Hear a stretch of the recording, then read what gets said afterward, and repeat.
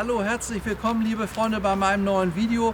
Wir haben heute einen ganz besonderen Mercedes Spezialroadster, ein Mercedes 320N mit kurzem Radstand.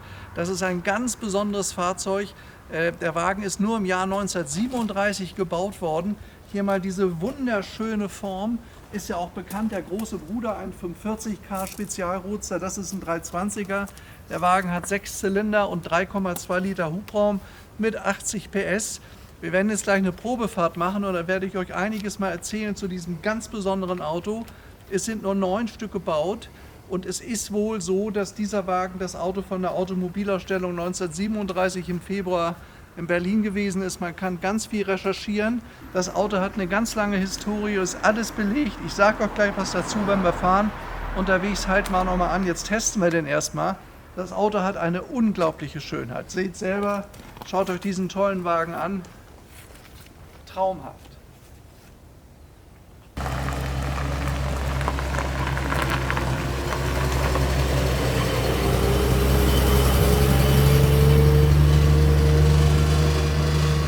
Das Auto ist 1974 in Argentinien auf einem Schrottplatz gefunden worden und ist dann von einem berühmten Amerikaner, den ich auch kenne, lange eingelagert worden und dann später weiterverkauft worden nach Deutschland.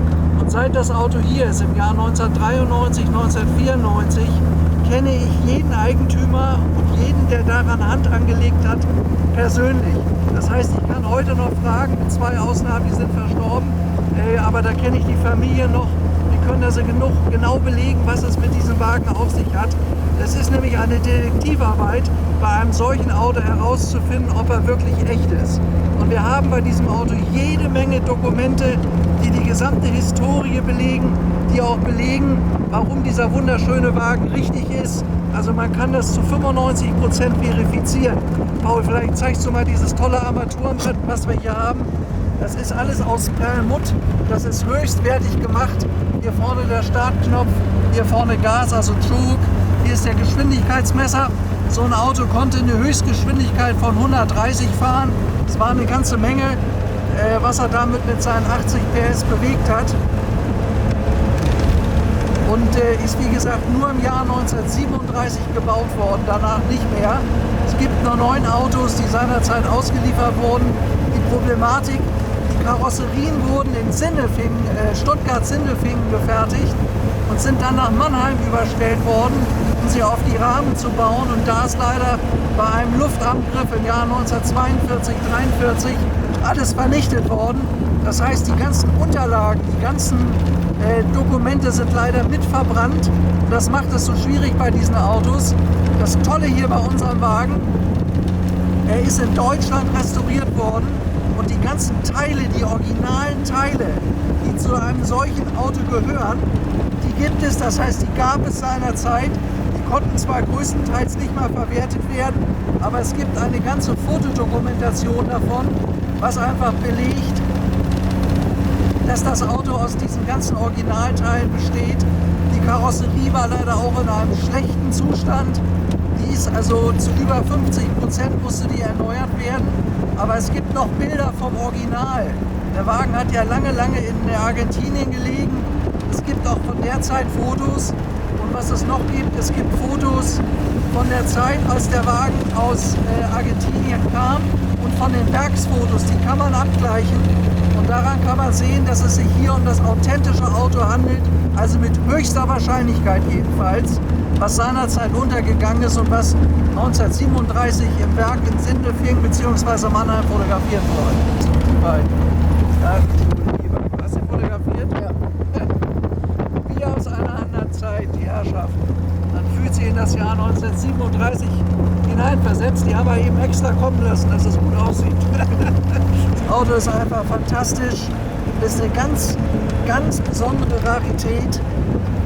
Die ganzen Leute, die diesen Wagen besessen haben, auch in den letzten 25 Jahren, sind hochkarätige Sammler gewesen, die ich alle persönlich kenne oder beziehungsweise persönlich gekannt habe. Man darf natürlich eins nicht vergessen: der Wagen hat nur 80 PS, man kann ihn schön 110, 120 fahren. Es war nicht ein Auto, was Sie 160 fahren können.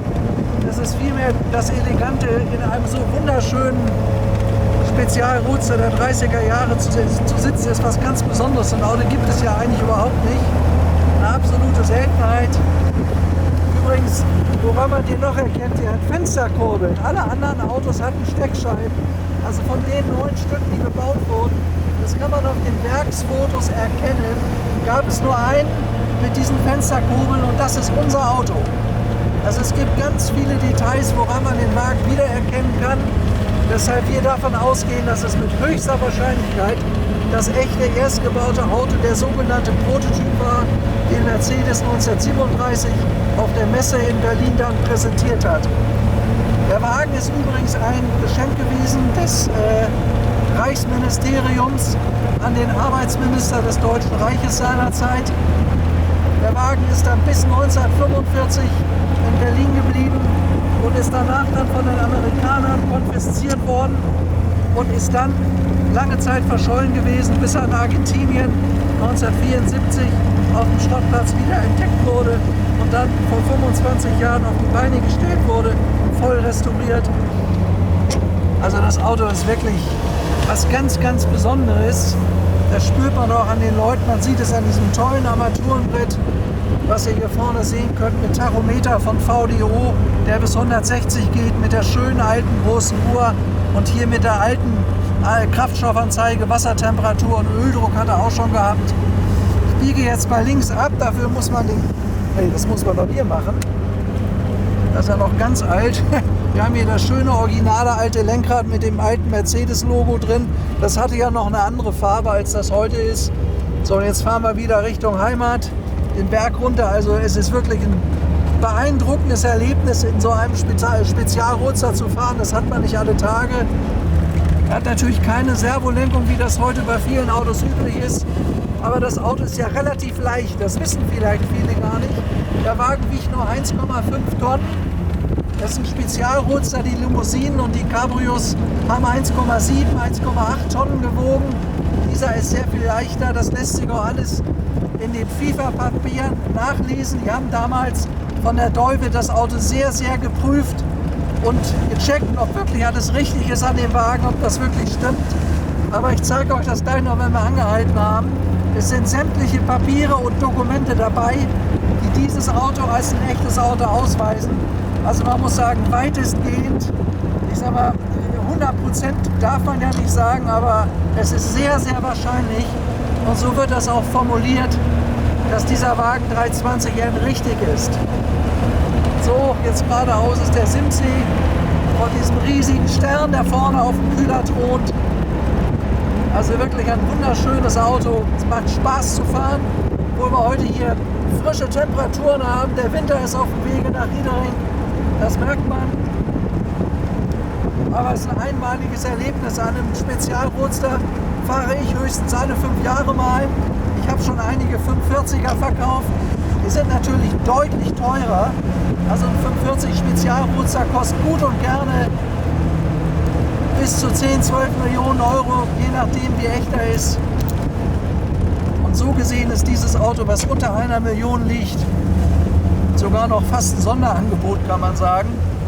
Hier ist Beuerberg in Sicht, hier biegen wir unsere Einfahrt ein in unserem tollen Mercedes Spezialroadster 320N.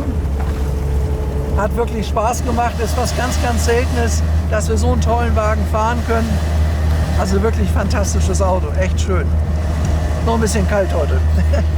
Vielleicht auch noch ein paar kleine Details, die man also augenscheinlich auch erklären kann. Das ist dieser schöne Knick, das sind die originalen Spezialroadster-Kotflügel. Nur so sieht ein originaler Spezialroadster-Kotflügel aus. Äußerst lang gezogen. Man sieht diesen zurückversetzten Kühler, sonst sieht das anders aus. Da sitzt der viel, viel weiter vorne. Der Motor, das hat natürlich auch den Vorteil, dass die ganze Physik beim Auto besser ist, weil die Maschine weiter hinten liegt. Das heißt, die Gewichtsverteilung ist so, dass das Auto sich besser fährt. N heißt, es ist ein relativ kurzer Radstand, der ist also kürzer als bei den anderen. Hier vorne seht ihr die schönen Chromlampen mit dem Mercedes-Emblem drin. Auch das wunderschön komplett chrom mit der Stange, die beide Lampen hält. Dann haben wir hier vorne den originalen Stern, der war damals noch aus einem Stück ein riesiges Ding. Die sind ja heute viel, viel kleiner. Ganz interessant ist diese einmalige Form. von den Fensterfassungen, von den Fensterführungen, alles massiv, höchstwertiger Chrom. Das sind Spezial-Roadster-Scheiben, ist auch wirklich bekannt, auch diese schöne lange Chromnase hier vorne, die sich in den Scharnieren vorsetzt über diese sehr, sehr lange Haube. Also im Verhältnis zu den anderen 320er Mercedes ist ja hier die Haube sehr viel länger gewesen. Dann auch interessant, der hat ganz tolle Chromspeichenfelgen mit diesen schönen Radkappen, einfarbig lackiert, Chrom und Weinrot. Dann die Speichen, das ist alles neuwertig an dem Auto. Das sind die Tritteinfassungen. Damals, die Türen gingen ja noch nach vorne auf, muss man sehr vorsichtig sein. Hier die Fensterkurbeln aus Chrom hat nur dieses einzige Auto gehabt als Roadster. Alle anderen hatten Steckscheiben, kann man wie gesagt auf den Werksfotos auch sehen. Und ich zeige euch mal, wie damals die Winker funktionierten. Hier ist der Winkerschalter, wenn ich also nach links gedreht habe, geht dann links der Winker auch aus. Das heißt, an dem Auto funktioniert auch wirklich alles.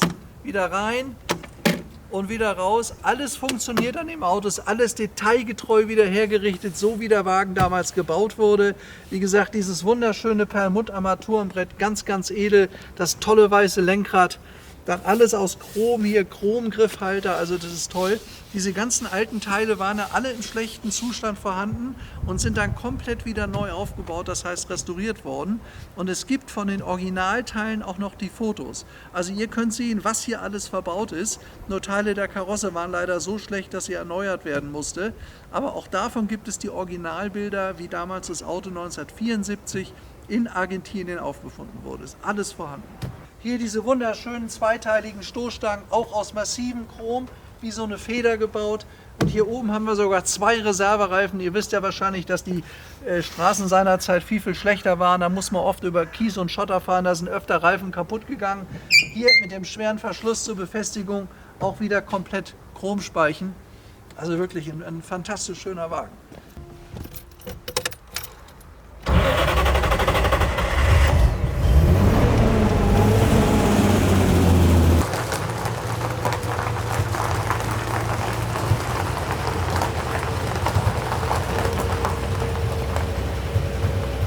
Hier oben gibt es den bekannten Suchscheinwerfer, war ja damals noch relativ dunkel. Zu dieser Zeit gab sehr, sehr wenig Beleuchtung, wenn man abends ein Haus gesucht hat. Da war der ganz wichtig.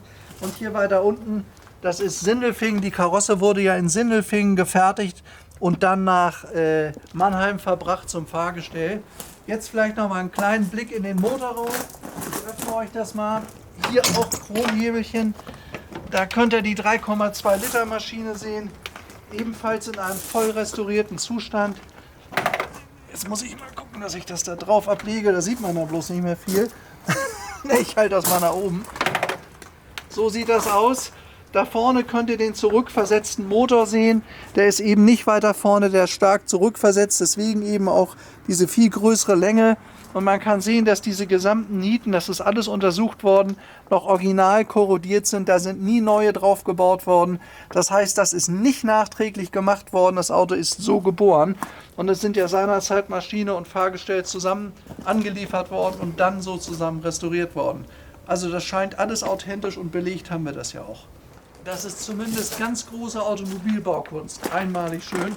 Und ich bin echt stolz, dass wir hier sowas in Beuerberg präsentieren können. Wenn ihr noch mehr hören oder sehen wollt zu diesem fantastischen Fahrzeug, besucht mich gerne hier in Rosenheim, Beuerberg-Riedering. Und ihr könnt euch den Wagen, ich zeige euch das jederzeit, ein ganz toller Wagen. Vielleicht noch mal ganz interessant, von den Restauratoren, die an dem Auto gearbeitet haben, haben wir 2 eidesstattliche Versicherungen über alle Teile, über den entsprechenden Originalzustand. Das heißt, das Auto ist spätestens seit 1993, 94 komplett dokumentiert. Und dafür könnt ihr hier auch sehen, die Originalitätsbescheinigung vom Mercedes-Benz Veteranenclub von 1996. Dann gibt es die ganzen Dolvit-Papiere, FIFA-Pass, das ist alles vorhanden. Und ein Oldtimer-Gutachten, Sachverständigengutachten auch von 99. Extrem vollständig, ist alles dokumentiert. Also der Wagen ist insgesamt wirklich ganz, ganz interessant und für Sammler eine echte Rarität. Und wie wunderschön dieses Auto ist, das kann man hier sehen. Ein fantastischer Wagen. Ja, ich darf mich verabschieden, freue mich auf das nächste Video. Bleibt gesund in diesen Zeiten. Alles Gute und vielleicht schon bald frohe Weihnachten. Bis zum nächsten Mal. Ciao.